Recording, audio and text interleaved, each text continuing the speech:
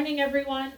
Before we get started, I did pass around a little bookmark. I didn't print enough. I apparently underestimated how many folks were here. So I will send a copy of that to Bruce so that way folks who did not get a copy, it's just a little information about History Services, Charlotte County History Services, who we are and what we offer and where you can find our resources. We actually made those little bookmarks last year, and now we use them for our outreach. So I'll send a copy of it to Bruce, and then he can get that out to everyone who didn't get it. So I do apologize. All right, so we've got a lot of ground to cover. We've got a lot of years to cover. So we might as well get going and move along here. So all right, so we're going to back it up, and we're not going to spend a ton of time on Paleolithic Florida or the archaic Florida, but I want to set the stage. I want you to understand how Florida itself has changed, and then that helps us understand bodies of water, including Charlotte Harbor. So we now know that people have been in what is now Florida for over 12,000 years. And this goes back to the earliest, to the last ice age. If you look, and I wonder if this has a, oh, no, just turned it off. All right. There is one on there. There is. Yeah, there it is. Wonderful. So if you look here, I know it's kind of small, but this is Florida during the last ice age. Okay. To give you perspective, here's warm mineral springs in relationship to the Paleolithic Florida. Okay. So a bit different. You can see it's much wider here. This was a time when the sea levels were much lower than today. Of course, that's why the coast is longer. And the landmass of Florida actually extended over 100 miles further into the Gulf of Mexico than it does today.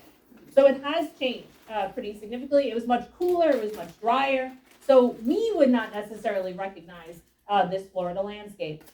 We don't know too much about this early period. What we do know is based on stone tools that have been found at various archaeological sites. During the archaic period, you can see Florida is going to start to take the shape that we know today. And this is beginning around 9,000 years ago when the glaciers melt and Florida's climate becomes warmer, wetter. You can think about, if you want to think about an ecosystem like the Everglades and how the Everglades took shape over millions of years, that kind of all factors into this as well, right? Around 4,000 years ago is what Florida is today. So the climate, the ecology, the landscape of the topography of Florida today, 4,000 years ago, that is kind of where that begins, right?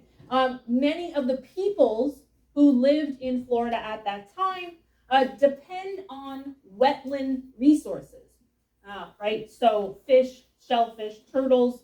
There is some agriculture, but it is not large agriculture. It is more localized agriculture, right? And by 1,000 years ago, people in the Florida Panhandle grew corns, beans, and squash because Florida is a mix of things, right? So South Florida, the ground is not very good in most places. The Everglades is an exception, right? But in North Florida, the ground is very fertile. The soil is very fertile. And so native peoples there were able to grow corn, beans, squash. As we're going to see, peoples in South Florida are really going to continue to rely on those wetland resources. And the big people that we're talking about here are the Calusa. Okay? We cannot talk about the history of Charlotte Harbor and the history of the marine environment in Southwest Florida without talking about the Calusa. Right? So the Calusa people, as a people, as an entity, we believe that they have been in Florida since around the year 500. Okay? So they have been in Florida for quite some time. By the time that the Spanish arrive in the 16th century, the Calusa are the powerhouse of South Florida. Right? You can see here the light green, that's their core territory. That's their part of their empire. But their influence extends even further out. So this is not a tribe. This is not a small entity. This is a kingdom. This is a powerhouse in South Florida, right? And uniquely, comparatively to other native peoples in Florida, the Calusa rely solely on a marine environment. They do not practice agriculture at all. So their whole life, their whole system, their whole way of life is based on the water, right? And what are we talking about? We're talking about Charlotte Harbor, and we're talking about the Caloosahatchee. We're also talking about the Gulf, of course, right? But Charlotte Harbor and the Caloosahatchee, that is the core for the Calusa, especially, right, the heart. And you can see here, Pineland, Mound Key, those are the two main sites for the Calusa. And so they are going to utilize the native environment to create, to build canoes, to build watercraft, from which then that they are hunting in the marine environment, not on land, not really. Maybe if they were desperate, maybe if, to kind of supplement, but the core element is the marine environment. And this is unique. This is not just unique in Florida, but this is unique in the pre-European period in North America collectively. The Calusa are really the only major Native American kingdom that relies on a marine environment. If we think about some of the other folks who are also important, right, it's all agriculture. It's all land-based. So the Calusa are very different in that. So how do we know all of this? Right? The Calusa didn't exactly write things down. And so where does all of this information come from? Where is the evidence? Because evidence is important. And for this period, of course, the evidence is the archaeology. The earliest archaeology for the Calusa was done in the late 19th century. Frank Hamilton Cushing was one of the first archaeologists to explore some of these sites. But the major work, the more recent work, was done by William Marquardt in the mid to late, especially going into like the 70s and 1980s, where he begins excavation of some of these sites, particularly Jocelyn Island and then Pineland and Mound Key. And it became clear that Pineland and Mound Key, and here's some artistic conceptions of what we think Pineland looked like. Okay? And this is based on archaeology. And again, it is an artistic rendering. These were done by the Florida Museum of Natural History, which is where Marquardt was based out of, right? So you can see this is not a simple kingdom. This is a very powerful, very well developed. But I want to draw your attention here, right? Again, the water. They're going to create a series of canals on what is now Pine Island. And all those canals are interconnected, and that is all used to support their entire lifestyle. Yes, exactly. Marquardt's efforts reveal the scope of this. Again, this is where this information comes from, and it starts to bring awareness to the Calusa that had really not fully been present before. People come to realize that the Calusa were not just another native tribe in South Florida. They were the dominant tribe, and they had a very powerful kingdom. Mound Key is the focus. So it's Pineland and Mound Key. Those are the two sites that are most significant. The excavation that was done, the archaeology that was done at Mound Key revealed that this was the center of the kingdom's landscape. That they modified their landscape, right? I mean, this is not, they didn't just find it this way, right? And Florida is flat. So this is built. These canals, or if we go back here to the water courts, this is constructed. So these folks are manipulating the environment, right? They are manipulating particularly the water environment. So the water courts. So one of the big questions for archaeologists was, how is it possible for an empire like the Calusa to support tens of thousands, probably hundreds of thousands of people on a marine environment alone? How is that? How can you do that, right? Yes, okay, there were more fish. We could say there was a greater, plethora to draw from. However, right, that's not it though. That doesn't answer the question. And what did answer the question was the water courts. The idea here is that and these were discovered by Cushing. He actually found archaeological remains of the water courts because the Calusa constructed them out of shells. So you can see some of the netting here, but the water courts themselves are actually fenced-in areas, for lack of a better description. And what they are is they are holding pens for the fish. So you can be fishing out here, but then you have the water courts where you hold the fish and you grab them as necessary.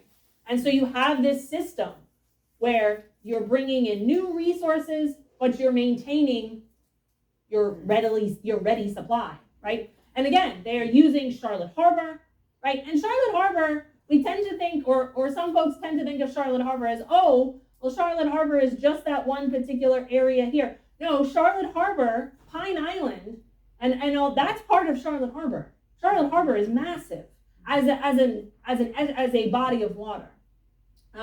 And so if you connect all of that and you have the Caloosahatchee River, right? Think about the resources that they are then able to draw from. And archaeology was also able to determine the types of fish because they found remains of the fish. So obviously shellfish, but in terms of fish, we're talking mullet, pinfish, and herring. Those seem to be the main diet for the Calusa, right? So again, this early on, the importance of Charlotte Harbor, the importance of this area, right, is very clear, right? And other folks are now going to realize that as we go forward. All right, so 1513, Spanish arrived, Ponce de Leon, right? La Florida, okay? And I'm not gonna spend time, we don't have time to talk about Ponce de Leon and his adventures and all such things. But what I do want you to be aware of is that there are multiple Spanish expeditions up and down the Gulf Coast, centering on the area where the Calusa were, so the Caloosahatchee, Charlotte Harbor, and Tampa Bay, primarily. So in 1513, of course, Ponce de Leon, who was met very rudely, one might say, by the Calusa. In 1527, you have Panfilo Narvaez. 1539, you have Hernando de Soto. And 1565, Pedro Menendez de Aviles, right? So, this is totally gonna fall off, I know it. Right, and these are some of the early maps that come out of that period. Hold on, I feel it slipping. Pardon. While you're doing that, could we go Better. online and find some of those? Yes. So, Yes, these, the like maps. The illustrations from Merrill Clark. Oh, these? Yes. Yes, you can. If you go to the Florida Museum of Natural History, they have a section on the Calusa. That's where these come from. Wonderful. Yeah. All right. So, all of those Spanish expeditions, I want you to see some of the maps. Maps are important, and it helps us track Charlotte Harbor over time. Okay. So this is a 1582 map of Florida. Okay. And you can see they make note of the bays. It's not to scale, of course, but this is Tampa Bay. This, well, is Charlotte Harbor, kind of, sort of, right? I mean, it's not perfect. I believe this, right, that's meant to be the Caloosahatchee. So the scale is not quite correct, but it is 1582. So they're doing the best they can. But so you can kind of notice, right, they're focusing, right, these expeditions are not really land expeditions. Why? Because the Spanish learned the hard way early on that the Calusa are not to be messed with. And they do have the resources to repel invaders or enemy forces, right? Ponce de Leon found that out the hard way. But subsequent Spanish invaders also, kind of sent back word of like, right, that don't. So they're focusing on the water here, but they also have interest further in, right? Because of course the Spanish think that they can replicate what happened with Central and South America, right? That there's going to be gold, silver, and treasures everywhere. Florida is not that, not even remotely. And so it doesn't have the sort of draw that other areas will. This is a map of South Florida in 1680, so about a century later. You can see it's a little bit better, kind of, sort of, maybe. It's still not to scale, because here's Tampa Bay, and there's Charlotte Harbor, the Bahia de Carlos. Carlos because that was the Spanish translation of the king of the Calusa. Calusa, Carlos, and we don't know what the Calusa actually called themselves, and what their king was actually called, but this is the Spanish translation. So Charlotte Harbor becomes known as the Bahia de Carlos because of the presence of the Calusa, but clearly not to scale, right? I mean, certainly we're not that close to Tampa Bay, and then then it's like, oh, and then the rest here. I'm never sure what they intended this to be. So anyway, it's just very interesting to see how Charlotte Harbor and how this area is depicted on a map. But again, the main point here that I want you to walk away with is that Florida is a backwater for the Spanish. Definitely in the 16th and early 17th century, and even as we go forward, right? Let's move forward to 1722. Do we have a better map? Well, kind of, yes.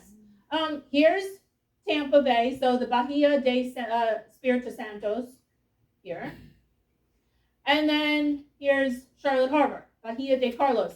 And you can see the Carlos right here. That is meant to indicate the Mound Key or Pine, like the capital of the Calusa. Now, by 1722, Calusa influence has waned, and unfortunately, and continued contact, although limited as it is, with the Spanish and the Spanish takeover of Florida has changed things for the Calusa. We don't have time to talk about that, but what you are going to start to see by the 18th century here is because of continued Spanish pressure, but also growing pressure from the British colonies here, right? You're going to start to see native peoples up in Georgia, Alabama, Creeks, who are going to start to migrate to Florida because Florida is considered safe haven because it's Spanish territory, right? And so you're going to start to see native peoples migrating into Florida, which changes the native people's dynamic in Florida, right? This is where we start to see what eventually becomes known as the Seminoles. The Seminoles are they're Creek people who then mix with peoples who had already been living in Florida, like the Appalachian and others. So Seminole becomes kind of a catch-all in a way, certainly by the end of the 18th century, right? But that is starting during this time period, okay? But we can still see here where Carlos, this is still referred to in that way. This is still referred to with its connection to the Calusa and to King Carlos. Right. So moving on a little bit from, or as we move forward into the 18th century, we want to start talking about the fisheries, the Spanish fisheries. And this name, and it's a little bit of a confusing name, and I'll explain why. For going back to the Calusa, and probably even before the Calusa, we've already established that Charlotte Harbor, that South Florida, is a marine environment that is being used by native peoples, right? So when the Spanish arrive, they then are going to recognize that. And so the few Spanish expeditions that, where folks are interacting and staying, and there is that. Plus then when you have the Creeks coming in and the emergence of the Seminoles, what you start to see are what are called Spanish fisheries emerge up and down the Gulf Coast, from Tampa Bay all the way down to Charlotte Harbor. This is kind of the core of that area. And Charlotte Harbor is really at the heart of that fishery. I'm not going to call it an industry because it really isn't an industry, but it is the heart of all of this at this time. And again, right, where are they getting the knowledge? Where is all this coming? It's coming from the Calusa. The Calusa have the knowledge. That knowledge is then transferred over time to where then you have Spanish, other Native American, even African American, and you have this very interesting mix of peoples living in these fisheries. And again, living kind of apart from everything. They're in theory, right? Yes, Florida is part of the Spanish Empire in the Americas. Yes. But does Spain or any of the authorities in Cuba or do they really worry about this? Absolutely not. It is a backwater, right? And so these fisheries develop on their own. And they're not connected to any bureaucracy, but there is, of course, trading, and there is certainly with Cuba for sure, but also possibly with Mexico as well, right? So this becomes its own culture, if you will. We don't know what those fisheries look like. There are no photographs from that time period. Of course, there are no drawings. There's no nothing. But we do have some 19th century examples. This one is in Manatee County. Possibly or plausibly, this is what they would have looked like even going back into the 18th century. As far as the Calusa, no, the Calusa, of course, would not have been living like this. But the fisheries themselves, probably just using local resources and living in very simply. Now, I mentioned to you the idea of the Spanish fisheries. And really, this term ignores the presence of people who are not Spanish. Spanish fisheries implies that this is part of a larger picture, that this is directly connected to the administrative center in Havana, right, and in Central America, but it's not. As I said, these fisheries are an amalgamation of peoples, Spanish, possibly Cuban, Native American, African American, and they do really develop their own culture here within Charlotte Harbor, and then stretching up to Tampa Bay. And they flourish. This is not, they do very well. But again, living simply, living away from kind of the main, there's no one checking up on them. There's no one coming and saying, well, how many fish did you catch? And there is none of that. Because the Spanish just simply don't care, really. And by the 18th century, by the mid to late 18th century, and certainly by the 19th century, the Spanish have bigger problems, right? So worrying about these fisheries is not really on their radar, right? And so what you see, these fisheries, they come to be called ranchos. Ranchos. That's kind of the term that is used to describe these fisheries, these fishing villages, is the ranchos. Now, things are going to not change, but there's a little more documentation. So in 1763, at the end of the French and Indian Wars, Florida becomes part of the British Empire. Why, you ask? I had no idea that the French and Indian War had anything to do with Spain. Spain joins the French and Indian War on the side of the French, and the French lose. So Spain has to lose something. So Spain ditches Florida because they don't want to lose Cuba.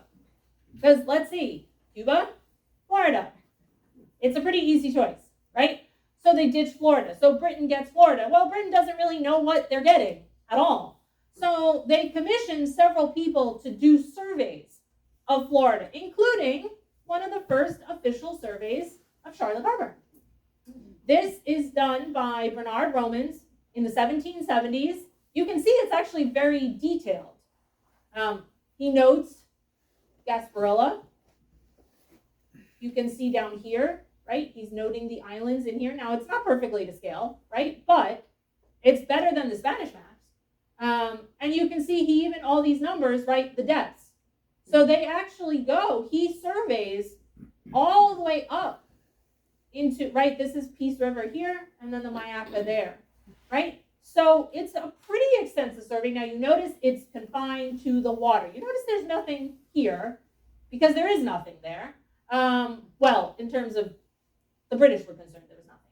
But what is here are the fisheries, right? The fisheries.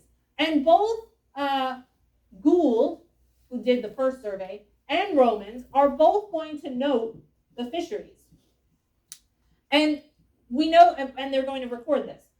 So George Gould in 1765 says that the fishermen had plenty of carp and other fish on hooks.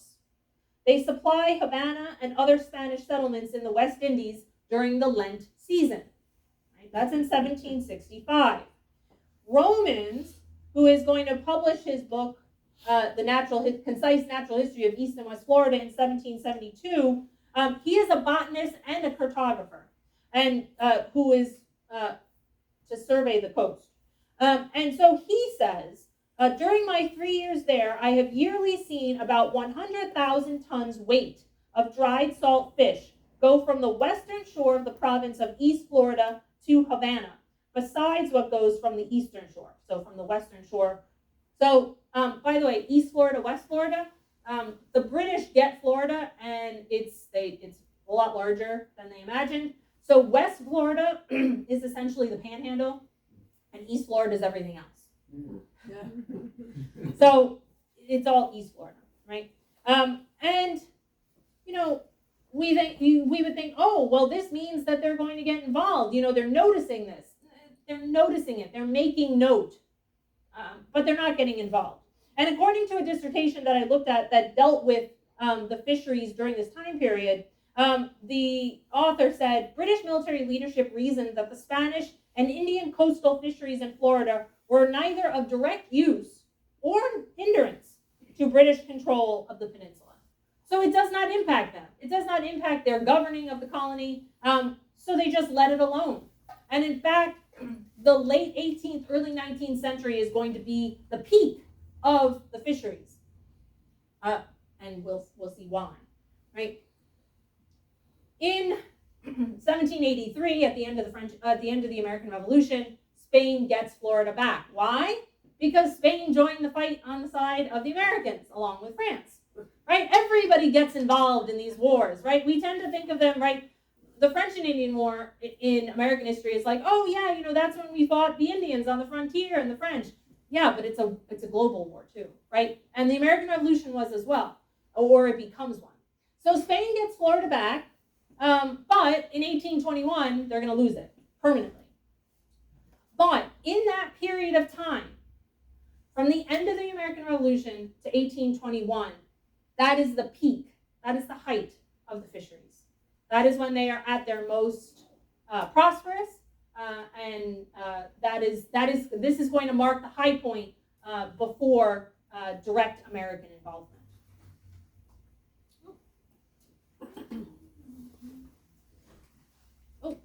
So, 1821, Spain becomes a U.S. territory.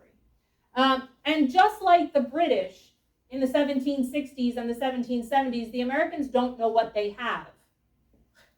So they too set about surveying Florida, particularly South Florida, right? Again, because of the deep water, right? Tampa Bay and Charlotte Harbor are the deepest points on the Gulf Coast.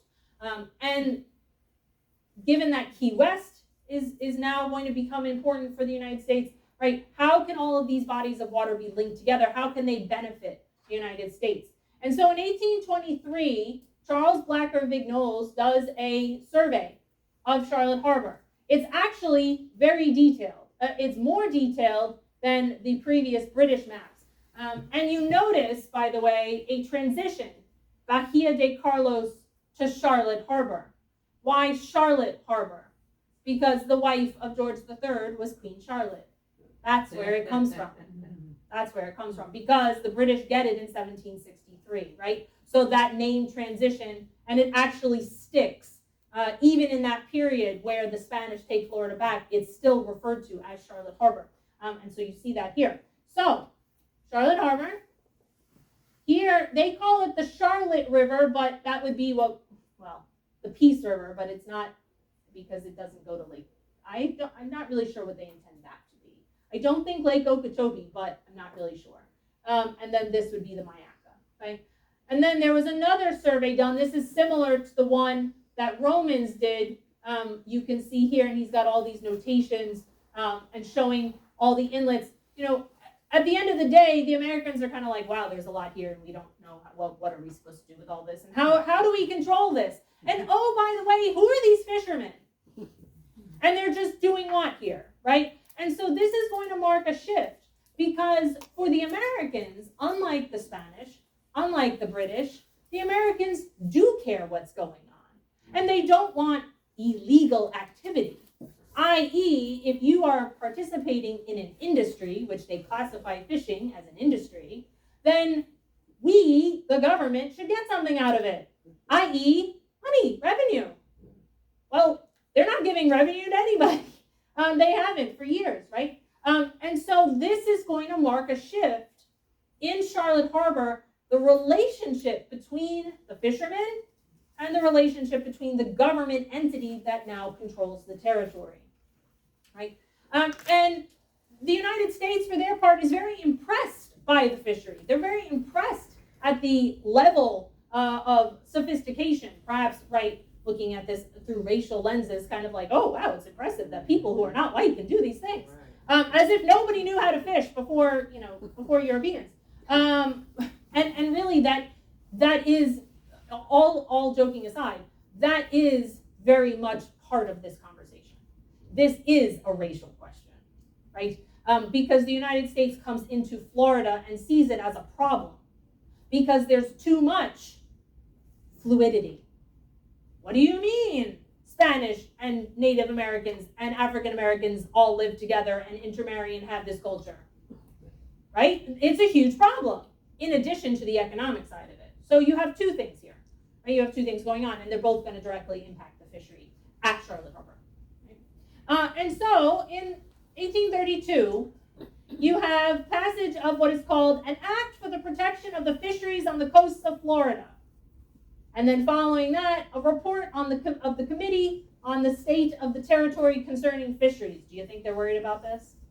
These are official documentations coming out of Washington. This is not something that's local to Florida. This is not done by the territorial government. This is done by the government in Washington, D.C. They send people down here to find out what's going on, right?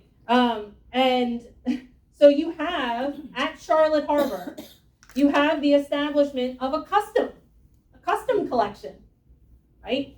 Because where are they shipping fish? Where are they trading with? They're trading with Cuba. They're trading with Central America. Well, it's not all Spanish anymore. Now that is a different country, right? And so that needs to be addressed, okay? And again, this is all to prevent smuggling, right? And to prevent revenue from not entering the coffers of the United States. Because they perceive the movement of fish and other trade goods between Florida and Cuba as, well, we can't do this. Why was this being allowed all along, right? And so what this does tell us is that from the beginning, the Americans recognize how important Charlotte Harbor is and how important Florida is. Now, it doesn't seem like Florida is super important, but it is, particularly along the Gulf side. Now, this is a map of Florida in 1831, and I want you to notice something. You notice a lot of activity up here. You notice a lot of counties up here. And then you notice big blobs down here, right? So in the 1830s and moving forward, most people live here. Very few white people live here. And part of that is because of the conflict with the Seminoles, right? We can refer to this as the Seminole Wars. Native people today consider it one conflict. They don't consider it multiple conflicts. So Seminole Wars, or I think is a little more, it at least is a large umbrella term, but I think it is important to recognize the Native American perspective that for them, this is essentially 30 to 40 years of continuous conflict with Americans. So we want to make sure we understand both sides. Now, for the first Seminole War, that's outside of our scope. But the second and the third, you notice here, see all these little dots? There's a lot of activity in and around Charlotte Harbor. Not only because of the fisheries, but again, it's the importance of Charlotte Harbor as a body of water that can be used by the American government, right? And on the other side, it is also an area that is of direct significance to the Seminoles, right? So this area here becomes very much a heated area, particularly when in the early 1830s, one of the customs officials at Charlotte Harbor is killed, supposedly by Native Americans. It's never clear. Now, yes, it's possible, and certainly, right, violence is committed on both sides. So we're not trying to say that anyone is the good or the bad party here. But this incident was used as a way to escalate the conflict. So you have the Second Seminole War as a result, and then again, you're going to have the Third Seminole War, right? And so by the end of this, and you can see, this is not, I know it's kind of small. Here's Charlotte Harbor. And you can see all this activity here, and you can see how Charlotte Harbor is being used kind of as an exit point, possibly, right, for the interior, all up in here. And this is where a lot of the Second Seminole War is fought. Right? And again, we don't have time to talk about that, but it is very interesting. Unfortunately, this is really going to spell the end of the fisheries, or does it? Right? According to American records, they say by 1836, the Indian hostilities have caused the fishing establishment to be removed, and there is not only no commerce, but no living person in Charlotte Harbor. Well, did someone go check that? The first time I saw that statement, I'm like, uh-huh. So how did you measure that exactly? So the idea that there's no living person in Charlotte Harbor after 1836 is ludicrous. There are still people there, and believe it or not, the fisheries are still there. Now, they're not what they were, but they are still there, right? And that is important, and they will continue to be there. And we know that because I'm going to show you documents, or I'm going to read some documents that talk about the presence of fishermen in the 1870s. So they didn't just come out of air. They were there all the time. In 1845, Florida becomes a state. All right. And the Seminole Wars will come to an end in 1858. And now, South Florida, including Charlotte Harbor, is open to white settlement.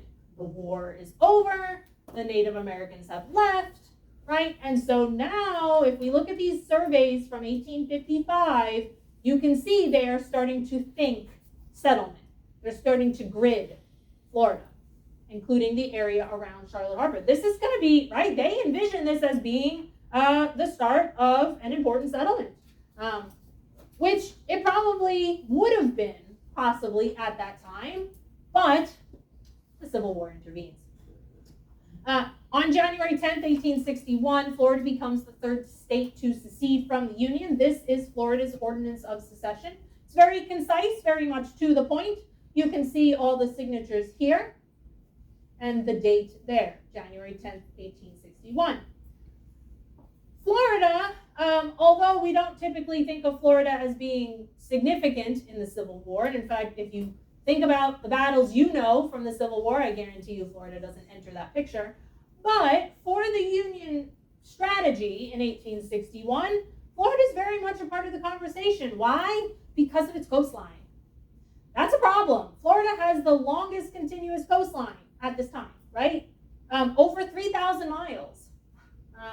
And so the strategy proposed first by Scott, Scott's Great Snake, the idea of the Anaconda Plan, right, to strangle the Confederacy by putting in a blockade.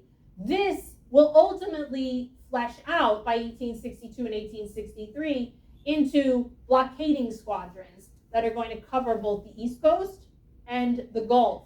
Florida is going to have two parts. You have the Atlantic Squadron over here covering the East Coast, and then you have the East Gulf blockading squadron here, which will cover everything from Key West to the Panhandle and beyond. Good luck, right? And Charlotte Harbor, which is known by this time, is going to enter the conversation. Now you think, why does Florida matter? Why even bother with Florida, right? I mean, we think about Virginia, we think about the interior, but you can't ignore Florida. Now, interestingly, the Union maintains fortifications in Florida throughout the entire war. Key West, Union hands. Fort Jefferson in the Dry Tortugas, Union hands. Pensacola, Union hands. Right? Fernandina, Union hands. Jacksonville, switches hands, right?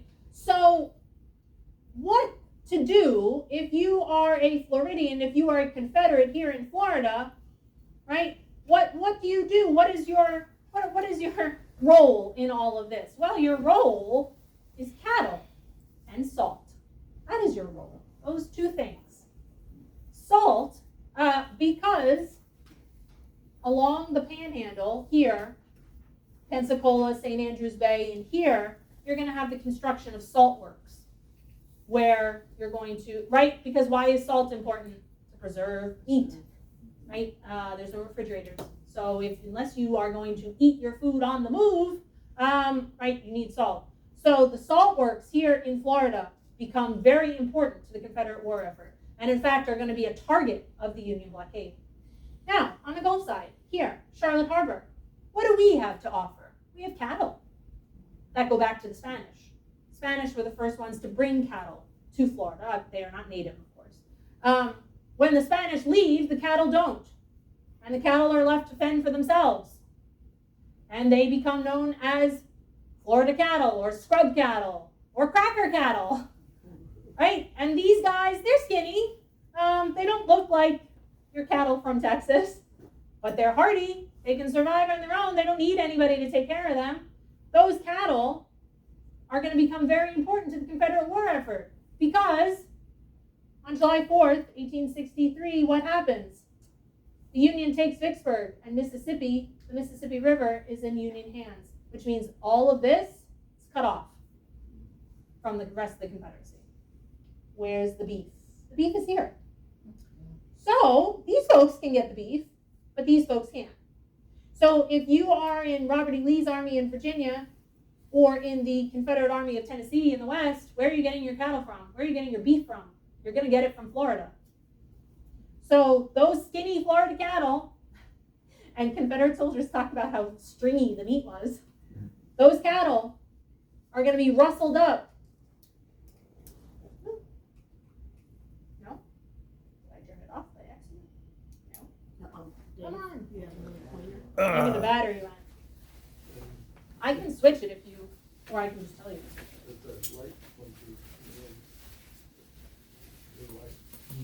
Pause technology. What about the timber?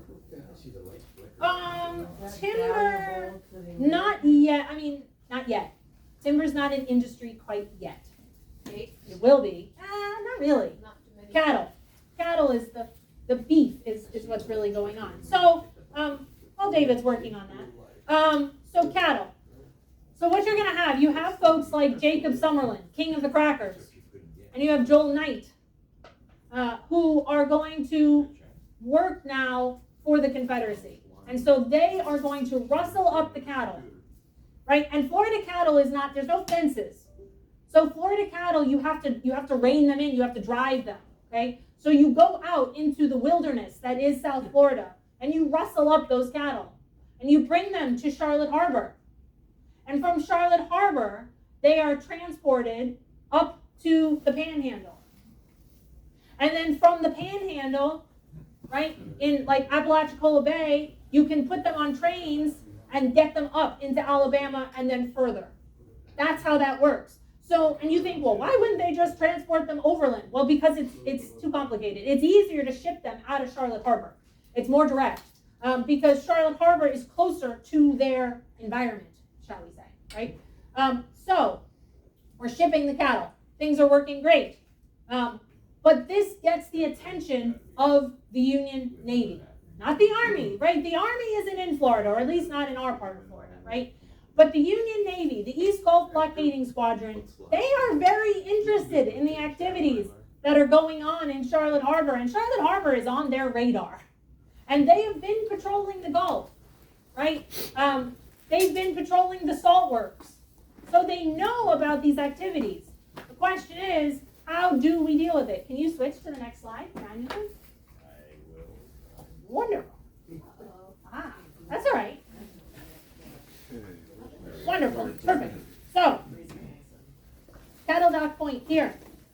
And there's actually a road called Cattle Dock Point Road. That road is still there. I've never driven down it. I imagine it's dead end. I don't think it actually goes here. But, So they're shipping it out. They go out of the harbor and around. Wonderful. The Union Navy, the blockade, you have to think about the blockade. They're not in Charlotte Harbor, okay? They are offshore, right? But they have the capability to go inland via smaller boats, okay? So that's what's going to happen. So as early as December 1863, there is a proposition that is put forward to make an attack on Charlotte Harbor, to try and cut this route, right? So this is December 2nd, 1863, and this is a letter from Acting Rear Admiral Bailey, U.S. Navy, to Brigadier General Woodbury in the Army, because you're gonna need Army forces for when you get on land. Okay, so this is going to be a little bit of a joint venture. Regarding proposed operation of a volunteer force operating between Charlotte Harbor and Tampa Bay. My dear General, Mr. Enoch Daniels, a refugee from the mainland near Charlotte Harbor, arrived here today for the purpose of consulting you with reference to raising a volunteer force to occupy and conquer the country between Charlotte Harbor and Tampa Bay, from which section of the rebel state about 1,500 head of cattle are furnished weekly for the supply of the rebel army in the field. 1,500 weekly, which still isn't enough, okay? The Confederate Army isn't exactly eating high and mighty in 1863-64. Mr. Daniel hopes to organize recruits from among the refugees at present in Key West, right? And refugees, this means people who are supportive of the Union still living in Florida at this time, who will be required to be mustered into the service armed, equipped, and rationed, and a small body of regular volunteers well commanded. If you think well of his proposition, I will endeavor, are we back in business? I will endeavor to furnish the required transportation to Peace Creek, Peace River, or Charlotte Harbor, and the protection which can be afforded by the neighboring blockading vessels. And that vessel is the Gem of the Sea. That is the vessel that is assigned to Charlotte Harbor. Again, there's not a plethora of ships available. There's a lot of coastline to cover. If you could go forward 2. One more. Perfect. Right. So that letter that I just read you is going to precipitate the skirmish along the Myakka in late December 1863. Are we Back in it. all right? Excellent. So unfortunately, time constraints, we don't have time to talk about this entire skirmish. If you are interested, you can go online and you can find the official records of the War of the Rebellion, which were published by the U.S. government in the 1880s. You can find the naval records, and you too can read all the details, the gory, it's not gory, but all the details about that expedition. You can also find all the information pertaining to salt. And if you are interested, I can tell you how to find that, because the official records are thousands of pages. So there's a way that you want a specific volume here. And this is Series 1, Volume 17, East Gulf Blockading Squadron from February 1862 to July of 1865. Okay, that's what you want. That's where these are. And then there's in the contents, you can kind of find you just have to be patient, and this is all publicly available. These were digitized many, many years ago. It's fantastic. All right, but let's do a summary. So we have a historic marker for this. The historic marker is situated in a small park right in El Jobin, actually right before the Bean Depot, if you guys know where that is.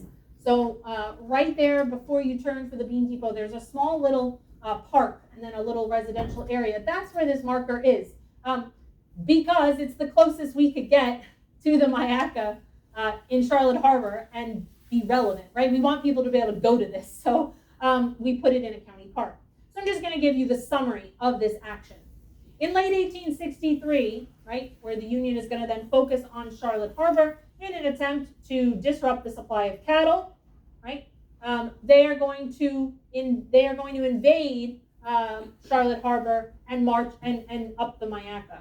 So from December 24th to 30th, 1863, acting ensign J.H. Jenks led an expedition of 14 Union military regulars on small boats from the USS Gem of the Sea up the Mayaca to the shore near today's El Jobin. We don't know exactly where they land.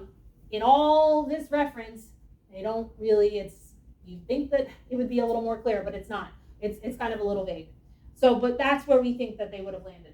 The party encountered signal fires and sporadic gunfire from local Confederate sympathizers.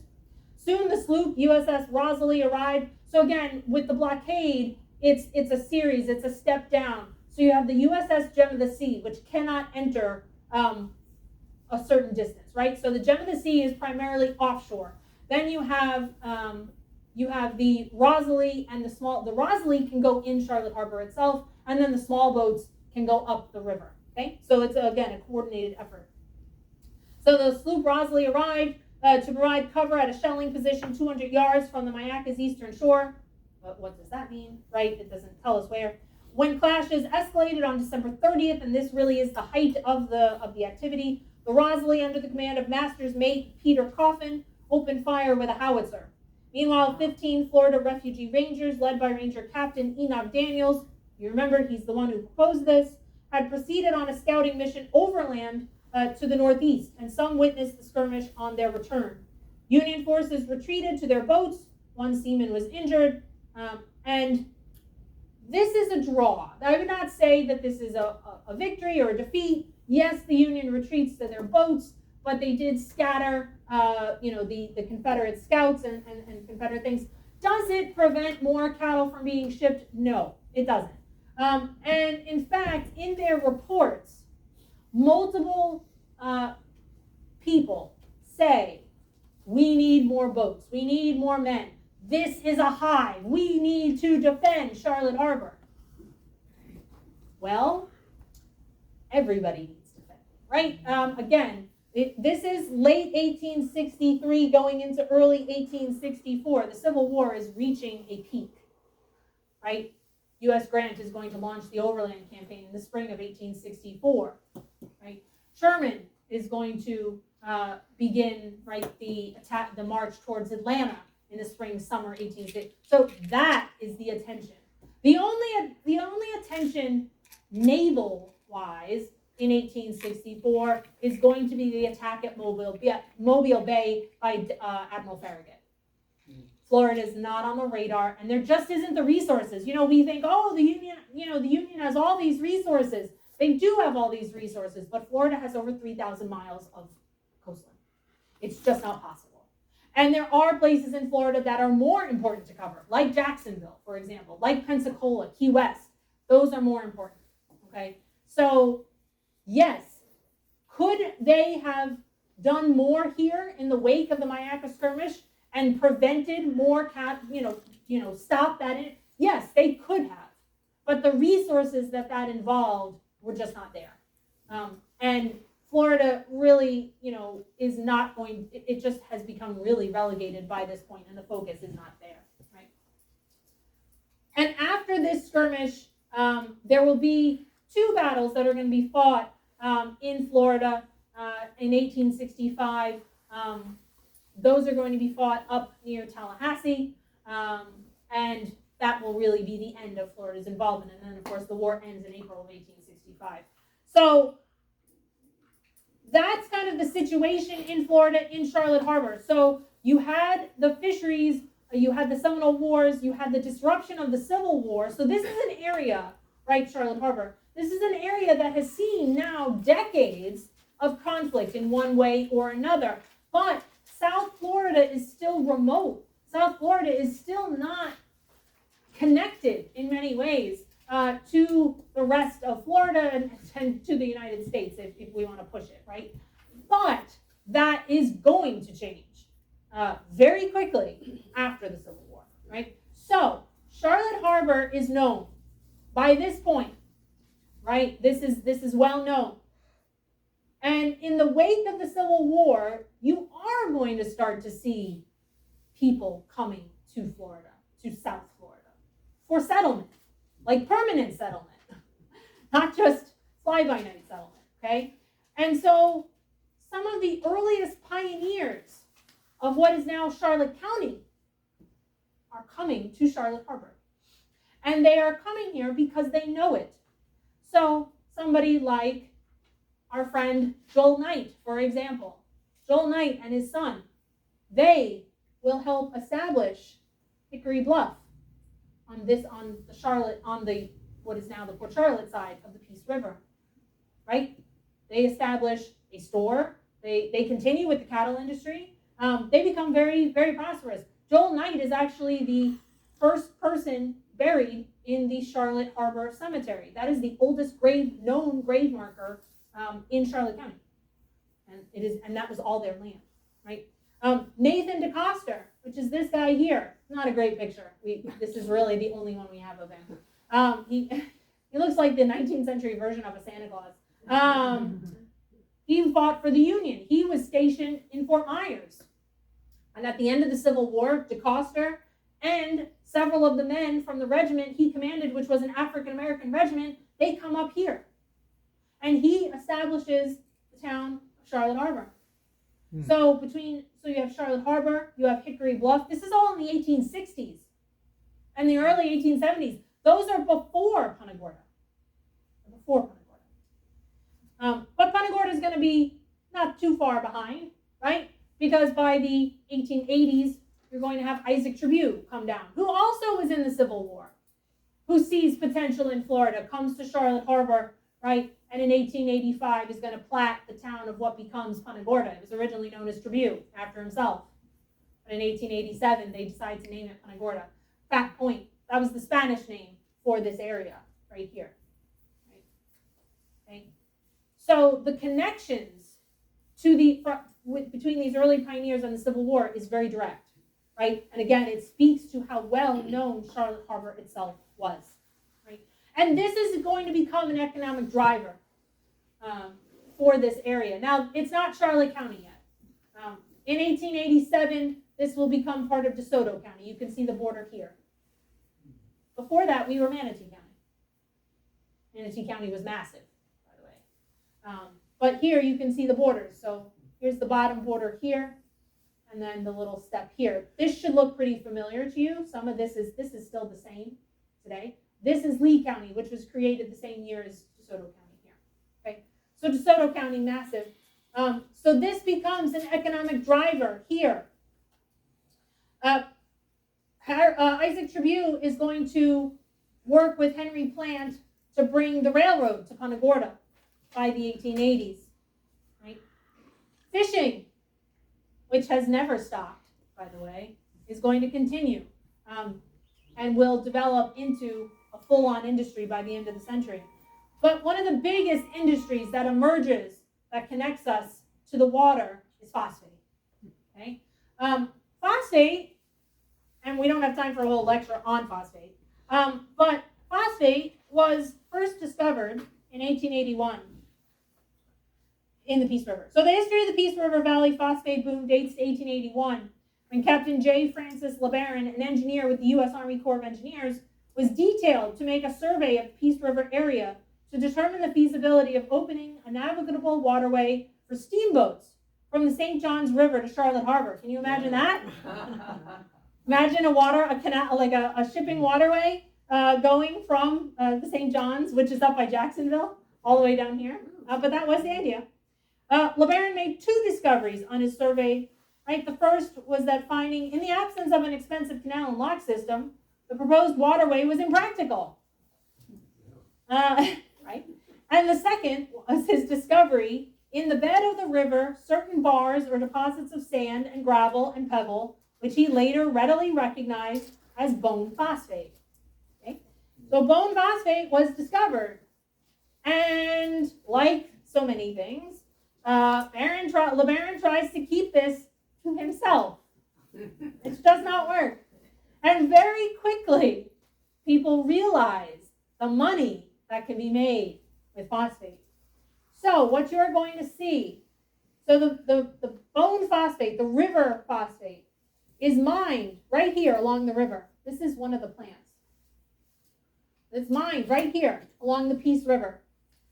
And then it's loaded onto barges or tugboats.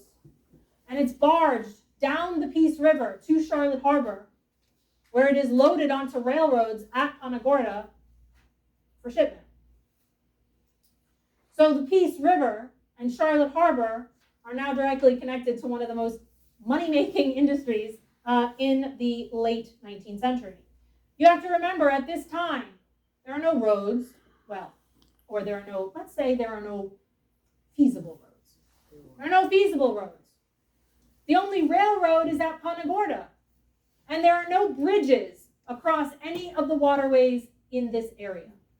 None. There's no bridge over the Mayaca. There's no bridge over the Peace River. There's no bridge to Gasparilla. So the only way to get around, the only way to transport, whether it's phosphate, timber, right, turpentine, which these are all going to emerge together. We can't talk about one without mentioning all of them, right? The only way to get around primarily is water. That's how people get around. If you live in Punta Gorda or you live in Charlotte Harbor or Hickory Bluff and you need to get to the county seat, which is in Arcadia, you're taking a boat up the Peace River. Because do you want to go overland? I mean, you can, but it's probably better to go this way, right? So I think it's important to keep in mind how significant these waterways are, both for transportation of people, but for transportation of industries. And look, phosphate's a dirty industry. It's dirty then, it's still dirty now, and we could have a whole discussion about that.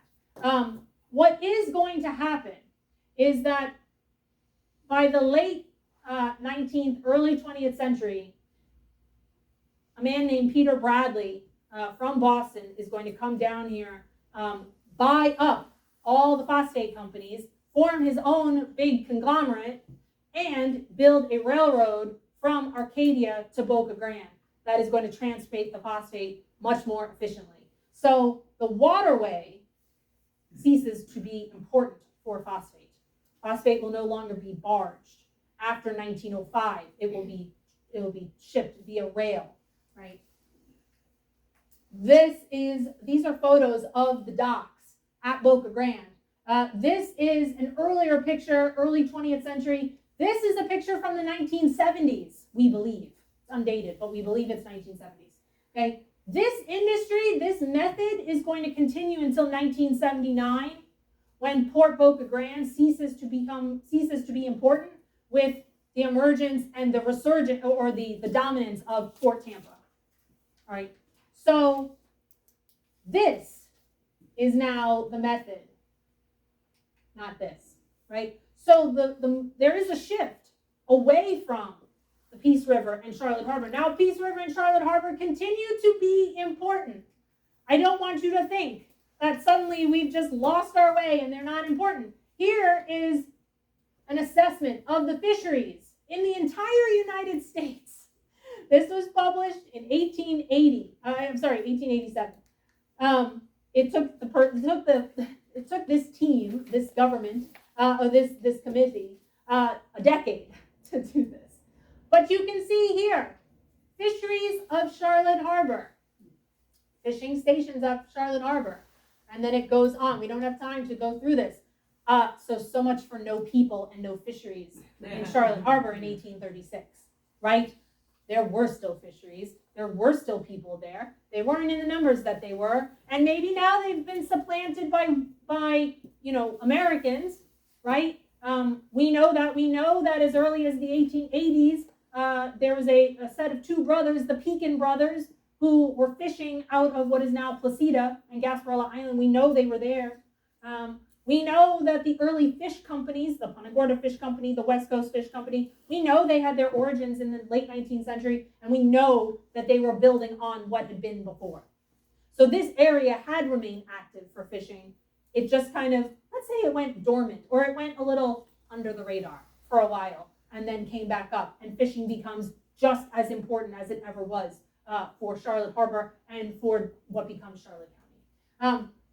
this is a whole discussion, by the way, on the boats that are used at Charlotte Harbor. There is a peculiarity in the Charlotte Harbor boats. They are built so as to carry a large load in very shallow water. Why is that? Well, because of all the inlets, the base, right, exactly. Charlotte Harbor itself is not shallow, but everything else is, right? And you have to be able to navigate all those inlets and Charlotte Harbor as well, right? So here's some of the early fish houses, the ice houses, which is really going to transform the fisheries, right? So this goes from being a mid industry to off the charts, because now the fish can be preserved in ice for shipment. So here, this is one of the unloading. This is unloading the fish, right? You can see the chute there. This is Kelly's Fish Camp on Bulls Bay. So you can see these fish camps are often built right in the water. And then most famously, of course, this is the Ice House, Punta Gorda, which is still there. Ice House Pub. Go inside, take a look at it, and talk to the people there, because it's really interesting. That building, for all intents and purposes, is very much the same. Where they have, if you've been there, where they have the darts along the side, that's where all the fish were hung up on the rails, right? That's how they loaded and unloaded everything. So, and the ice was all transported that way. So go check it out. It's very interesting. And it's amazing that building is still here, right? And of course, this connects to all these industries connect together. And the railroads are at the heart and soul of it. Without railroads, none of this happens, and South Florida remains a backwater, right? Phosphate depends on the railroad. Turpentine depends on the railroad. Timber, fishing, it all depends on the railroad by the early 20th century. So railroads, heart and soul, everything, all roads lead to the railroads, right? But it's not just for economic, commercial, it's also for recreation as well. Tarpon fishing has long been a recreational activity in Charlotte Harbor, both in the 19th century. You can see, how do we know where this is? This is Gasparilla, because that's the lighthouse, right there. Teddy Roosevelt famously came to Charlotte Harbor to fish the tarpon. Right? So it was well known, right? And then, right, young, old, everyone in between. I mean, you can imagine the size of the fish they caught. Not exactly what we catch today, but right, you can see here. And I'm not a fish expert, so I don't know what fish that is. There we go, wonderful. See, you guys know your fish. So you can imagine the size and the catch that they were able to get. And of course, this does obviously create a problem, right? Overfishing does become a problem for Charlotte Harbor and for Lemon Bay, these areas, right? And the catches go down over time. And that was noted by the folks in these industries. But the water, ultimately, we need to get across it in a more efficient way. And Charlotte Harbor, Peace River, Mayaca, these are not streams, these are not small, right? There was originally talk of a bridge from Boca Grande across the harbor to the other side, to where Punta Gorda Isles is now. Wow. Believe that. That would have been neat. But no, that never panned out. But what you are going to see, and this is as we get closer to 1921, which is a very significant year. That was the year Charlotte County is created. So Charlotte County is created in 1921. And that same year, you have the first bridge over the Peace River. Not Charlotte Harbor. That bridge, and even the bridges today, I mean, it's maybe semantics. But if you look at the newspapers, they don't ever mention the bridge over Charlotte Harbor. They always say the Peace River Bridge, every time. So I always try to remind people of that. Charlotte Harbor, Peace River, these are interconnected entities, but they're also separate entities as well, right? So this is the first bridge, the 1921 bridge. This photo, by the way, was taken from the top of the Hotel Punta Gorda. It is actually not a bad photo. And these are, this is the railroad here, okay? And then the bridge here. Unfortunately, when the bridge was built in 1921, it was already outdated. And it was outdated because it was conceived in 1916, and a lot had changed. This is the first bridge over the Mayaca. That is completed in the mid-1920s, right? And it just keeps growing, right? Things keep changing. So that bridge in 1921 that was outdated in 1921, they very quickly realized they need to build another one. So in 1931, the first Baron Collier Bridge opens on July 4th. And now, there's going to be efficient travel across the Peace River. In 1928, the Tamiami Trail is completed. The Tamiami Trail, not insignificantly, goes right through Charlotte County and over the Peace River. That was not part of the original plan, though. The original plan for the Tamiami Trail actually had it going much further inland, where 75 is today. But folks here fought very hard to make sure that that road came here, because they knew if it didn't, right? It's kind of like Route 66 when you're left off the map. That's what would have happened. Imagine if all the communities that are now, at the time, that are along the Tamiami Trail, imagine if that didn't come here in 1928, right? Things would have been very different. So 1928, Tamiami Trail. 1931, the new bridge, the Baron Collier Bridge. Baron Collier is also going to rename and redo the old Hotel Punta Gorda into the Hotel Charlotte Harbor, which by the 30s, 40s, 50s has become quite the destination. It was even the destination even in the 20s, but it really becomes quite the destination. You can see here, this is from early in its time, from the 20s. Winter guests filled 250 rooms. Hotel Charlotte Harbor becomes sportsmen's headquarters, and it's all about waterfront living and waterfront vacations and fishing. It's all connected. It all comes back to Charlotte Harbor, and in some ways it all comes back to the fish, right? Where is that today? Uh, Not far from like literally almost where we're standing right now. Yeah. And this is a nice picture here. I love the fact that they had a beach. So the Hotel Charlotte Harbor, just as an aside, I want you to imagine a beach, and I want you to imagine swimming in the Peace River, because that's what they did. That was the beach.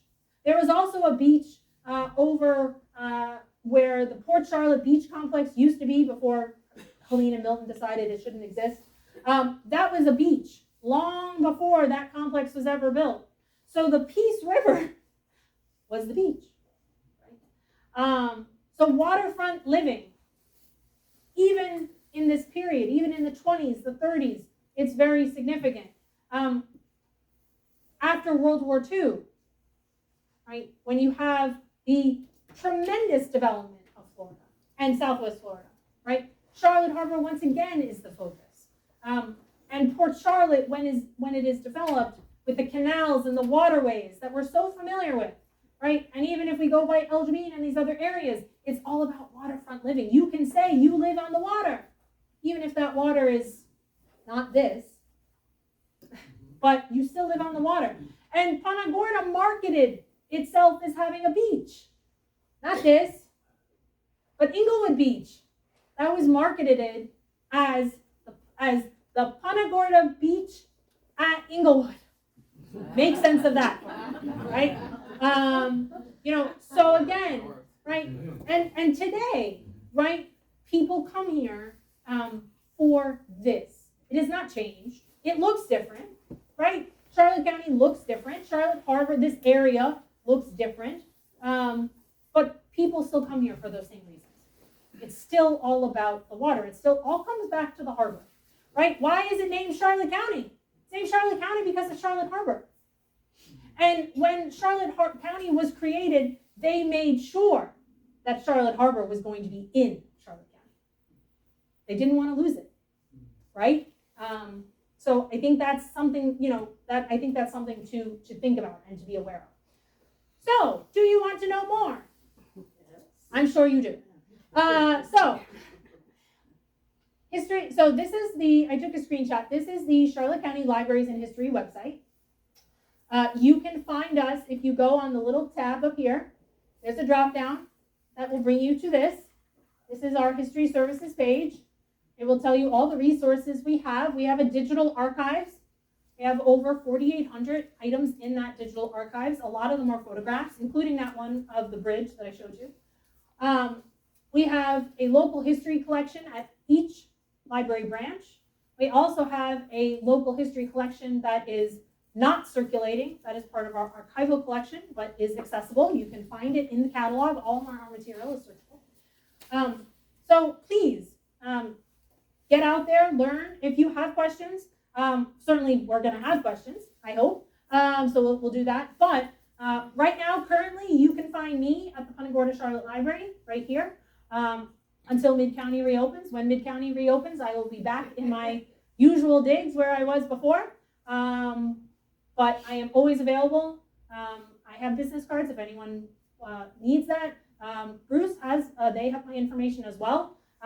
So thank you very much. I will cease and desist, and if you have questions, I'm happy to answer them. Awesome.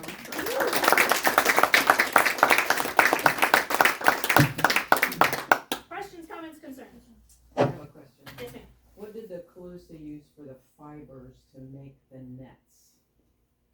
Would be like the fiber in the palmetto? Yes, they use plant fiber. Yes, I had to think for a second. Yes, yes, primarily plant fiber. Ooh, Sorry? no, I just startled me. Yeah, they would have been able to make rope and things using those natural fibers. Absolutely. Yeah, and the netting. Yeah, so they would have. So the same thing to make rope or things like they would have used all those natural plant fibers and just woven them together, presumably. Yeah, and that I think my understanding, just from what I've read with the Florida Museum of Natural History, that is an element that is not as known because there's no archaeological evidence. There's less. Right. There's no tangible. Sure. Like the middens and the shell, we can track that. I think the rest of it, we kind of just have to educated guess and say they probably just use plant fibers.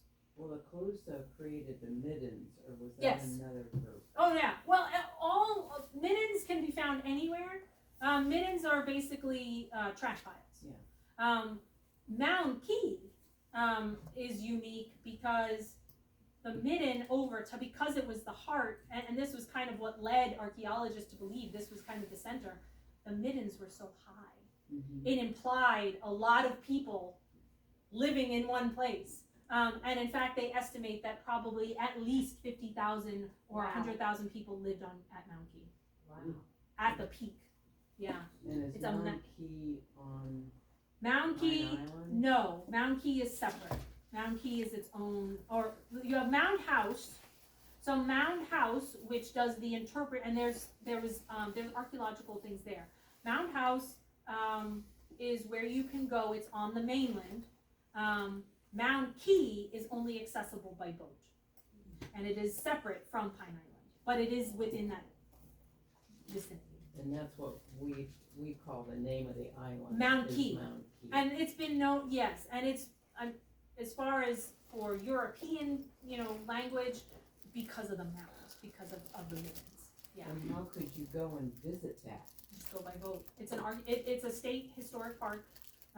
Actually, I think it's like a state historic, archaeological site. You just go by boat, and they have, I believe there's like a trail or something that cuts through it. You can't actually go on the mounds, but there is some sort. But that's the only way you can get there if you have your own boat. They don't do tours. They don't take people there. You have to just go on your own. A lot of people kayak there. Apparently. Yeah, because it's not that far from the mainland, and it's kind of all protected in there. You're not actually out in open water. For lack of a better word. Yes, sir. You mentioned that the Calusa lived on fish, basically. Yes, the marine environment. Yeah. Did they get all the nutrients that way? Yes. Can you Yeah. do that? Just Yeah. They possibly could have subsisted secondarily on maybe plants or fruits or things like that, Yeah. but they don't have they don't grow anything. Right. Yeah. So anything that they are supplementing is stuff that would have been found naturally. So yeah, I mean it is pretty incredible that they're able to do that. And that was really when Marquardt is doing his work and when this really all becomes known, it really does blow archaeologists away because how is it possible that a kingdom of this size could solely live on that And people really didn't want to believe it. It's kind of like, well, no, that's not possible. Yeah. But no, it is possible. So the resources that they had access, and the territory, they also control so much territory as well. So And yeah. they're big people, right? They're tall. We don't know. I believe the idea is that yes, they would have been in good condition. Yes, good physical health. Certainly they were.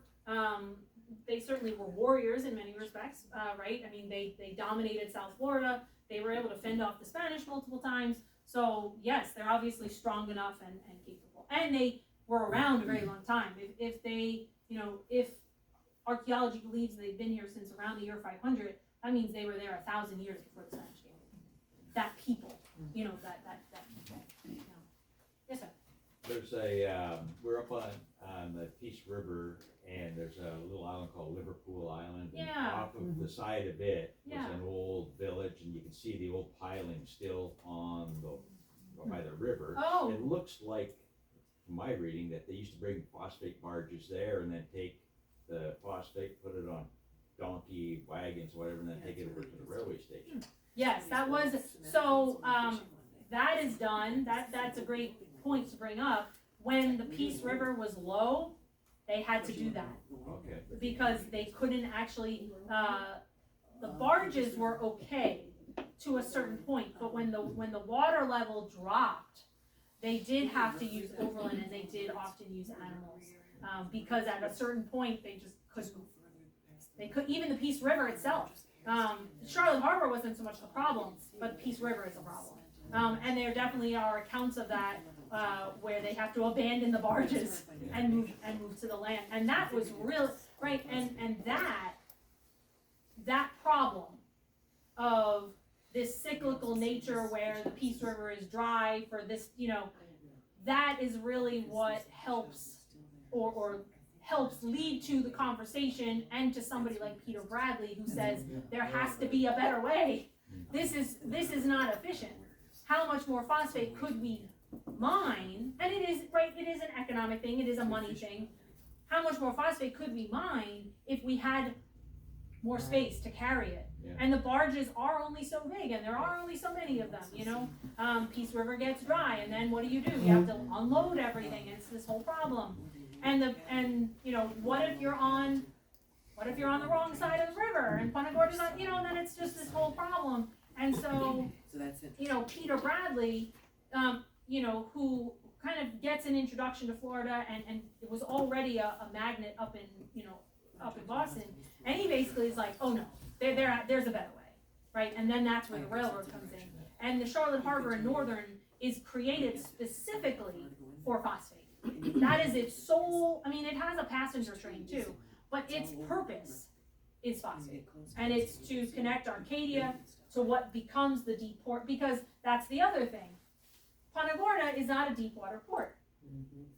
And so you need, if we're going to really turn this into an industry, a profitable industry, you need a deep water port. And everybody knew about like that Gasparilla and Boca Grande, that was deep water. They knew that. That was already known. So then the idea is, how can we get the phosphate from point A to point B? And the railroad is the answer. And as the phosphate industry moves further up the Peace River, right, because that the river pebble, the bone phosphate that is initially found, that fades away to then the more profitable phosphate deposits further up by Bartow, right, in what is now Polk County. So the rail line, they actually do an extension from Arcadia to Bartow to Mulberry. Mulberry becomes the heart of the phosphate, and then it's tracked all the way down. So this really is for the and Cantor Brown only this book only covers the 19th century. What is that book? Florida's Peace River Frontier. It's at all of our libraries. This is our copy, but we have a copy at all the branches. This only covers the 19th century, but it sets the stage for the 20th. And for what they're able to do, and just how far that industry extends. Yeah. And again, that's why you can't. I have another talk that I do that is all about the industrialization or the industrial history of Charlotte County. And at the heart of it, I always say it, and I repeat it all the time, but, you know, railroads. Railroads are the key. And again, if there are no railroads, if we think about Charlotte Harbor and those early pioneers, if we think about that area before the railroads, that's what that would have been. If the railroads had never come, this would have been a very slow, trickling development, right? It is the railroads that facilitate everything else, because that's what allows it to be done on an industrial scale. That's what's the change, right? I mean, we think about the Industrial Revolution in the 1870s, the 1880s, steel, oil, we think about those. It's the same here, but it's different industries, but it's the same concept, right? Without railroad, how are you doing timber, phosphate, turpentine? How are you doing that? You can do it locally, even fishing. You can do it, but you can't do it, right? There's a difference. Yeah. Industry versus, local. Yeah.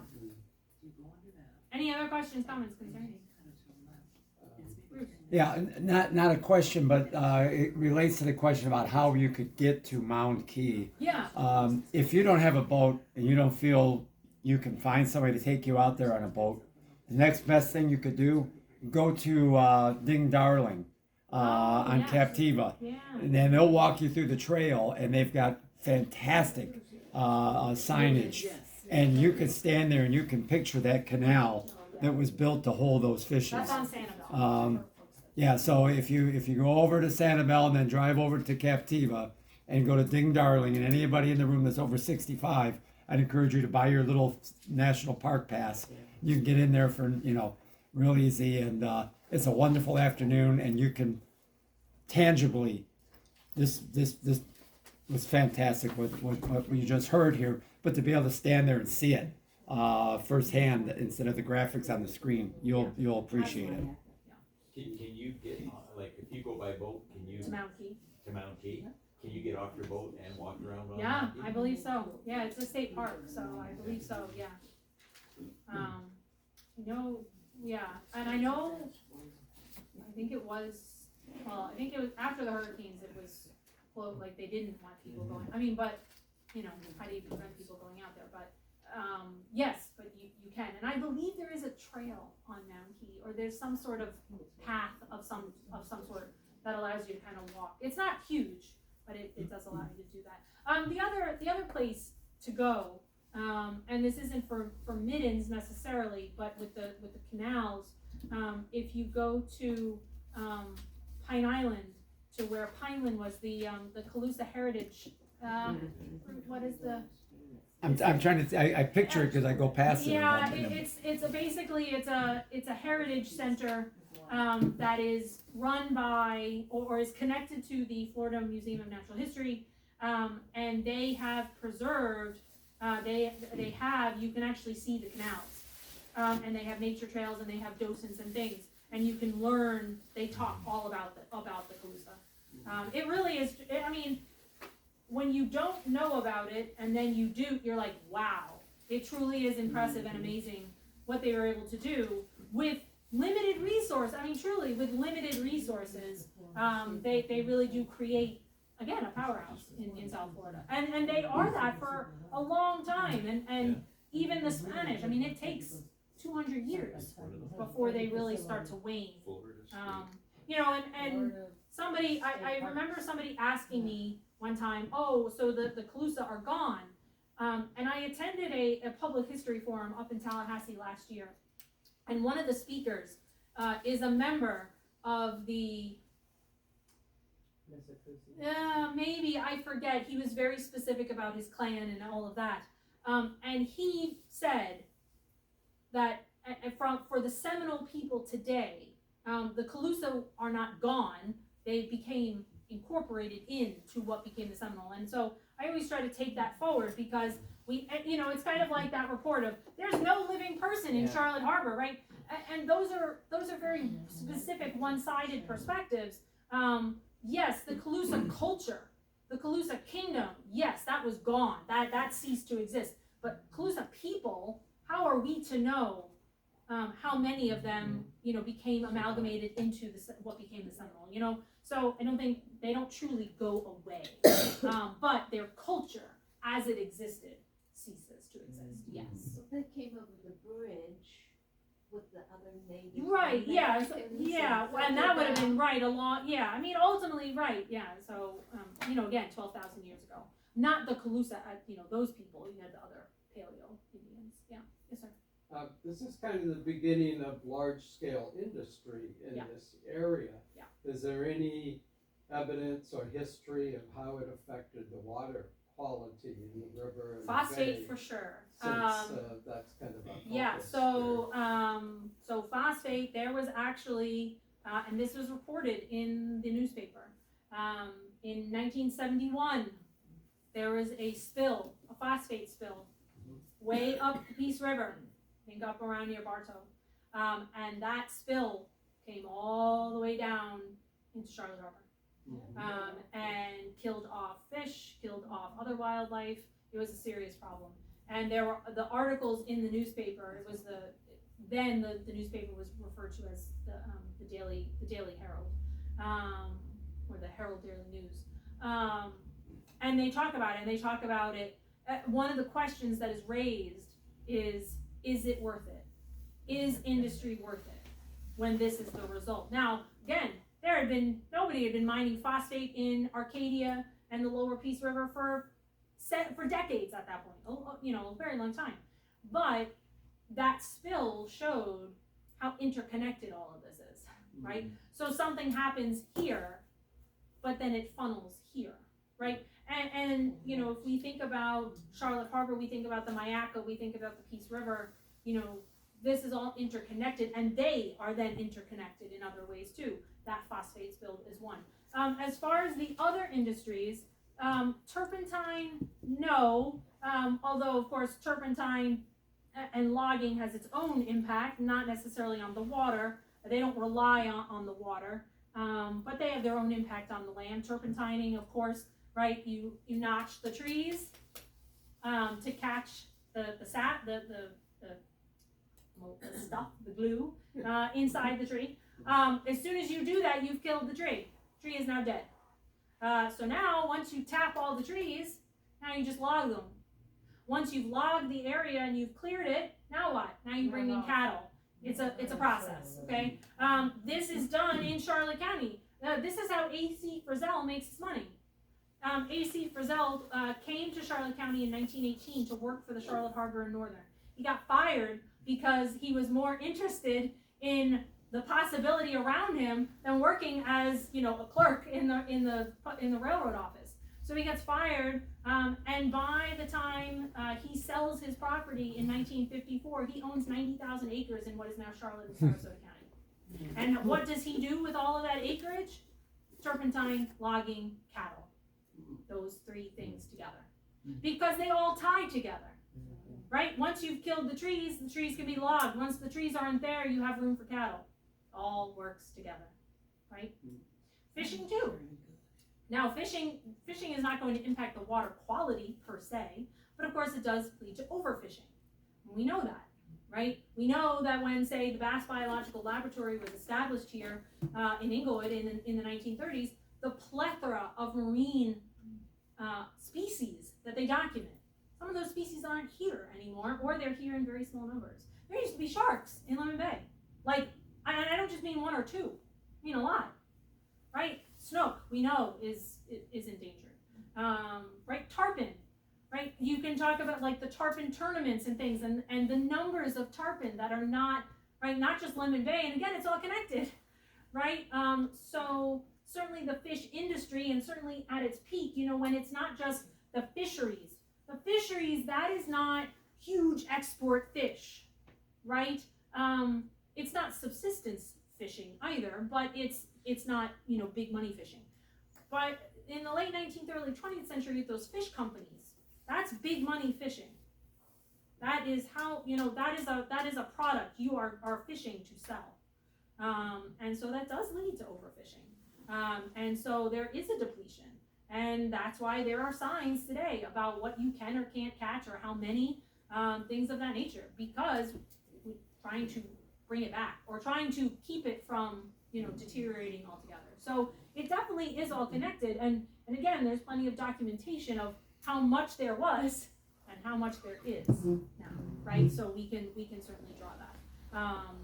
But yes, so phosphate really is the only direct connection to the water quality, not so much the others.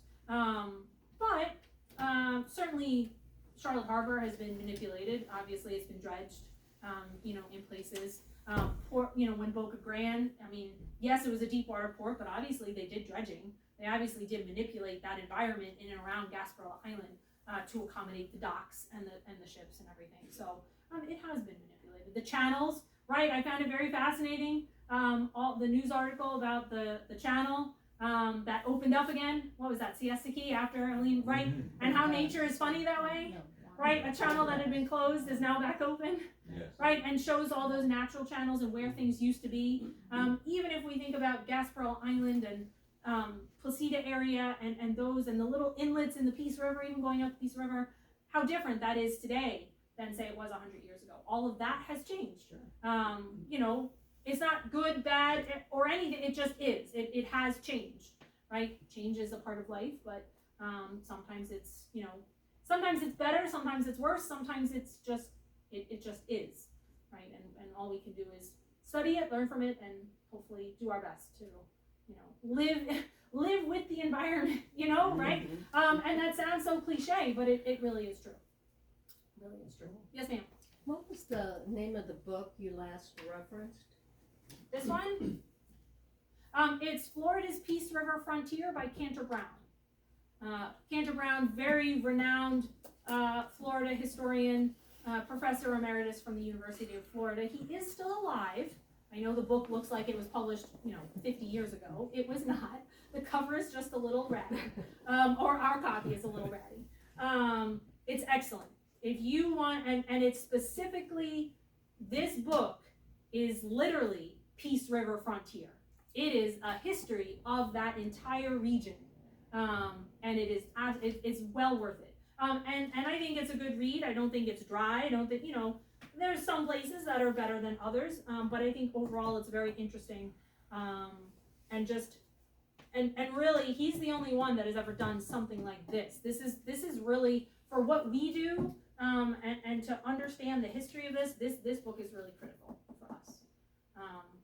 And again, points to our connection with DeSoto, right? We tend to think of boundaries as being, but we were once part of DeSoto County. So that history is a shared history. When we talk about Peace River, when we talk about Charlotte Harbor, this is a shared history, whether it is currently in Charlotte Harbor or currently in Charlotte County or not. Right? Even Manatee or even Lee, it is a shared history. Watershed. It's a shared, right. It's a shared history based on the watershed. Absolutely. Yes, sir. Yeah, when I think of Florida, I think of exotics, plants. Right. And what are, and certainly that's been one of the great disturbances in the last couple of 100 years. What do we know about the natural history of Florida historically? As far as how far does it go back? When was it first surveyed? So if we think in terms, so we can think of that question in a couple different ways. If we think about introducing things that were not here, we can put that solely on the Spanish.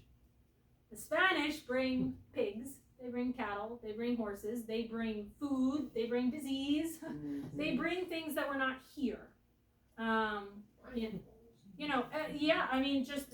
So that is an introduction into a natural environment of things that were not there. And of course, those things are going to impact the environment. Pigs, most notoriously. There are very interesting descriptions about from the 19th century primarily of the wild pigs in Florida, and they are not. These are not like, oh, the cute pig that's in your yard. No. These are like really nasty wild pigs, bordering on boars. I mean, right? So that's one thing, and of course that changes the environment certainly. But if the natural environment of Florida as it exists today has, as far as temperature in terms of topography, plants, things like that, we're looking at roughly from about 4,000 years ago or so. Before that, it is still coming out of the Ice Age. It is still, right? 9,000 years ago, there were still Glacier. big cats, and there were big species in Florida. Those were all hunted, right? And then the end of the Ice Age. So, say between 12,000 years ago, when it is believed that the first people came into Florida, and say then between 4,000 years ago, in that period, Florida kind of undergoes many shifts and changes. The environment changes. Again, of course, during the Ice Age, it was much cooler here, although that's very hard to believe, but it was. Then 4,000 years ago is really when, what we see today. Interestingly, the Everglades, and I've done a whole talk on the Everglades. I do an outreach at Southport Square. They were really interested in it. It turned into a 3-part talk.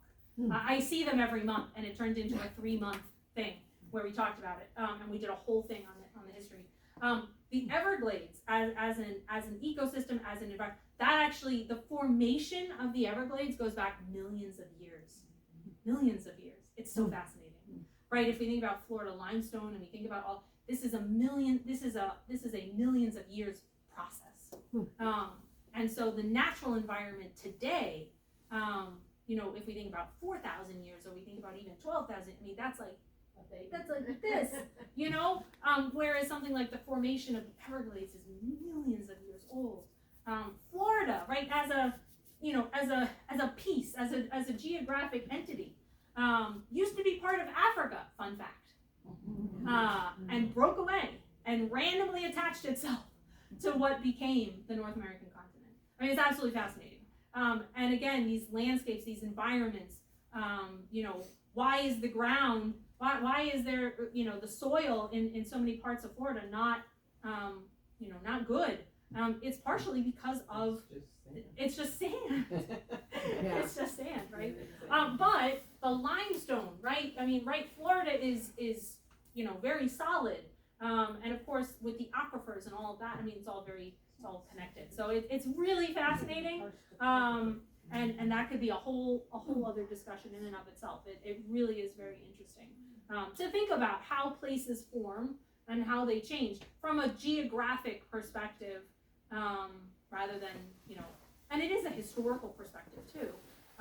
But it is really interesting. So if anybody tells you that Florida is boring and has no history and all those sorts of things, you need to stand up and shout how nonsensical that is, because there's so many interesting things, and I don't just mean things of the last 50 years, right? There's a lot of really interesting, even before the Spanish, right? I mean, just again, geographically, the natural world, I mean, it's a really interesting thing. So get up there and tell them, how ridiculous that whole thing is. Because there are people that say, oh, well, Florida really doesn't have any interesting history, and it's like, not true. And Charlotte Harbor, right? It's not, oh, well, Charlotte County, nothing really important happened here. You don't need a significant event necessarily to still have important things, and importance is in the perspective, right? Sorry to keep asking No. questions, but No. you mentioned the aquifer. I've been told by people that have lived here for a long time that the water level, the water table has dropped. It has. Significantly. It has. Yeah, and part of that, a large part of that, especially if we think about South Florida, we'll focus on that. A large part of that is because of drainage. It not only drainage with the Kissimmee River, Canals. the canal, right? It's the canals. Yeah. But I don't mean canals as in like canals in Port Charlotte. I mean the efforts to completely drain the Everglades. That process, that drainage, because that combined with the modifications made to Lake Okeechobee, and all of these, and the Kissimmee River, it changes underground, and part of the Everglades restoration is to actually have, and it's like the Everglades it's basically going to be an above ground filtration reservoir. Thank you. I was like, what is the word I'm looking for? Reservoir, yes. And so that is going to now do what the natural environment used to do. But yes, so drainage, certainly canals changing the environment, agriculture, People. yes, and look, again, the Calusa changed their environment. People tend to think of Native Americans as being like, right, they lived in this pristine wilderness. No, they didn't. They modified their environment too. It's all technology, right? Technology has changed in 500, 600 years. So that has impacted the aquifers because we're drawing more water and you're draining water and then you're mixing fresh water and seawater and that's right? So yes, it is a huge problem. And water is a problem. And it's not just Florida that has to worry about water. The Southwest, where are you getting water from?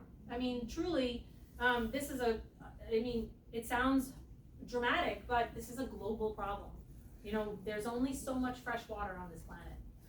And there's way too many of us. So where does that, 70% of our planet is water. But most of that is, so how does that work moving forward? People 100 years from now, or even 50 years from now, how is that going to work? And in Florida, with most people concentrated on the coasts and impacting not only the coastlines, but then the drainage and the water, where then is all of that coming from? I mean, Miami's falling into the ocean, effectively, right? So you have a sinking that is occurring, which then gets salt water into the groundwater, right? And rainwater, pollution, the rain, of course, the sugar industry didn't help, right? With pollution, that's why now they have to have that reservoir that they're creating because Big Sugar polluted the Everglades. And the Everglades affect everything else because all that water is being transferred. So something small can turn into a huge, right? And, yes, Big Sugar has a reputation, certainly.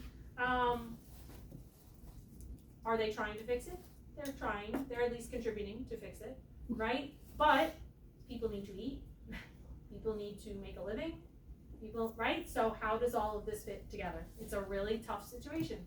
It really is. If you've been working in that sugar industry your entire life, your livelihood depends on that industry. But you need clean water. And you probably want clean water for your kids and your grandkids too. So it's a difficult problem. It's a difficult thing. Phosphate too. Or any other industry like that. Phosphate should phase out because there's other things now that we can use. Sugar, well, that's unfortunately, sugar is a daily part of our life. What do you use if you don't use phosphate? So phosphate is primarily used for fertilizer. There's now, I believe, my understanding, and I don't know too much, is that there's natural alternatives. And so instead of mining phosphate, you can actually find it naturally. I don't really know how it works, but I believe there is alternatives, but not in the quantity that is needed. And of course, the way we think about fertilizers has changed. So maybe phosphate will be phased out at some point. I don't know. We'll see. Fuel. We'll see. Yeah. Somebody over here had a question. I thought I saw another hand. No?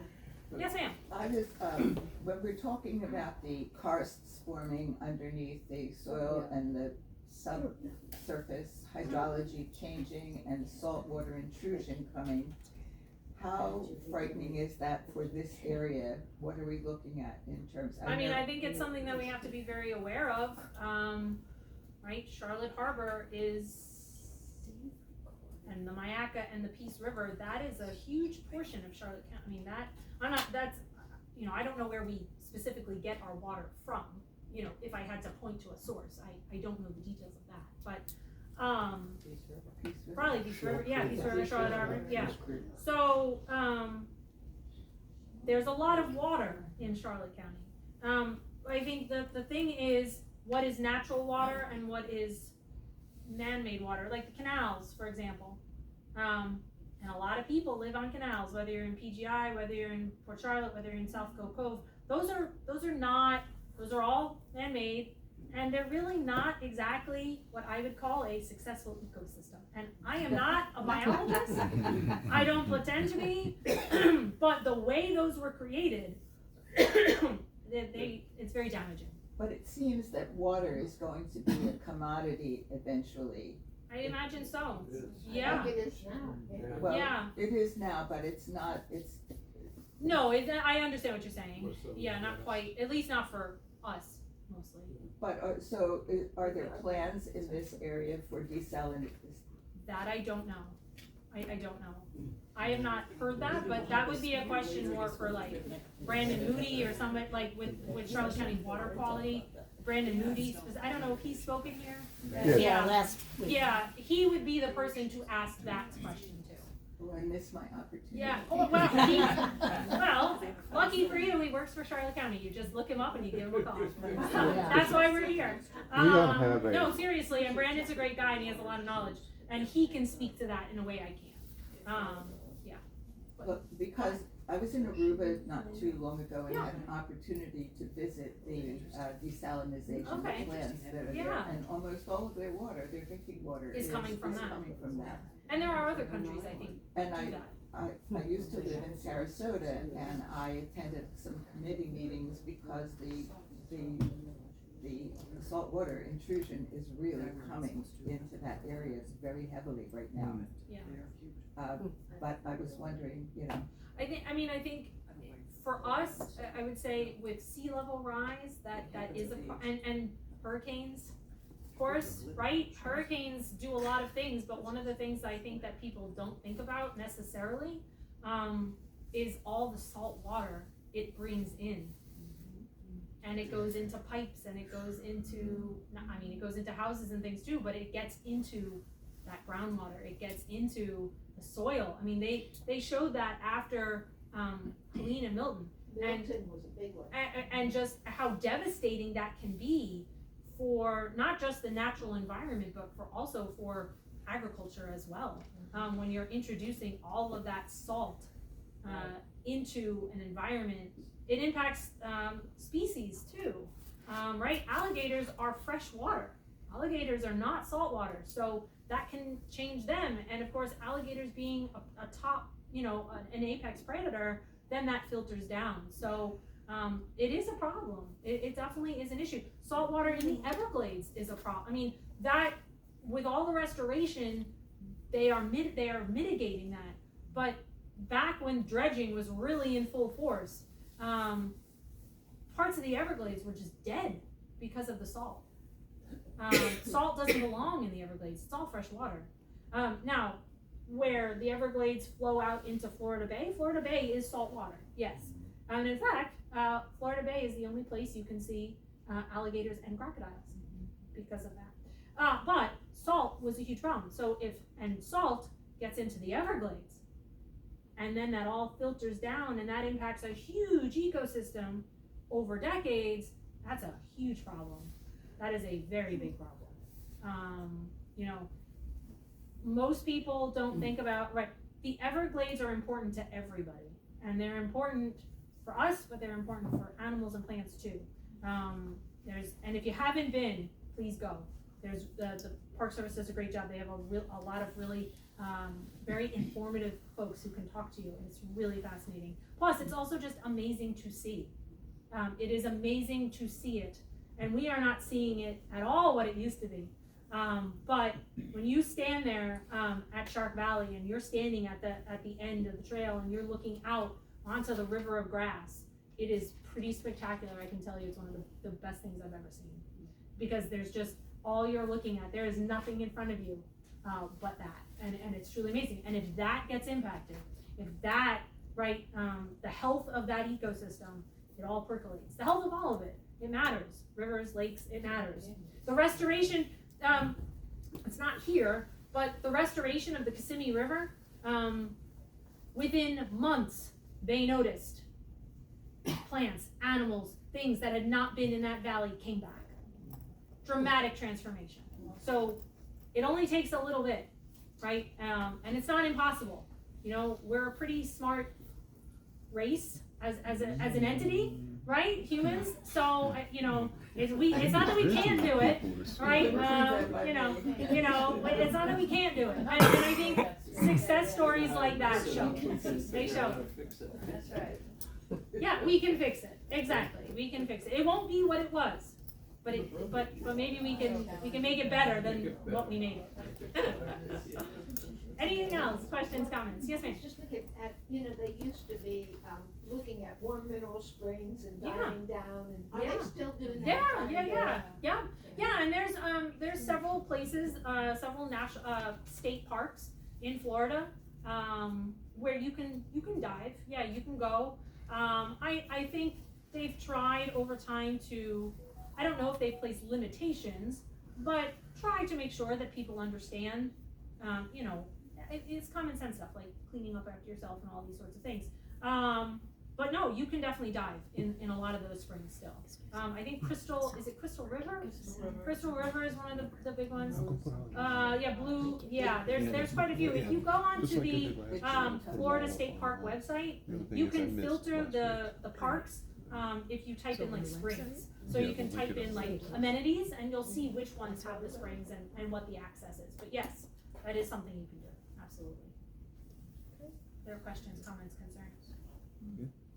Well, Dave recorded Dr. Zoebelein's presentation, and he will put it on